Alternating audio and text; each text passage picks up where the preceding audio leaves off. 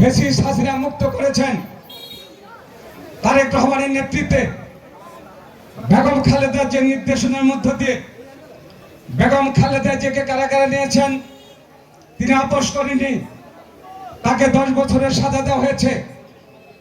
আপোষ করেনি সেই স্বাধীনতা যুদ্ধের ঘোষক শহীদ রাষ্ট্রপতি জিয়াউর রহমানের সন্তান, সাবেক প্রধানমন্ত্রীর সন্তান জননেতা তারেক রহমান। তিনি মায়ের অবর্তমানে জাতিকে ঐক্যবদ্ধ করতে পেরেছিলেন বলে সর্বশেষ তার নেতৃত্বের মধ্য দিয়ে ছাত্র জনতার আন্দোলনের মধ্য দিয়ে শেখ হাসিনা পালিয়ে যেতে পারে। সামনে নির্বাচন সমাসীন। আজকের এই উপদেষ্টা মণ্ডলীর প্রধান তিনি নির্বাচনের দিন তারিখক্ষণ ফেব্রুয়ারির প্রথম সপ্তাহে হবে ঘোষণা দিয়েছেন। এর মধ্যে অনেক ষড়যন্ত্রকারী মাঠে নেমেছেন।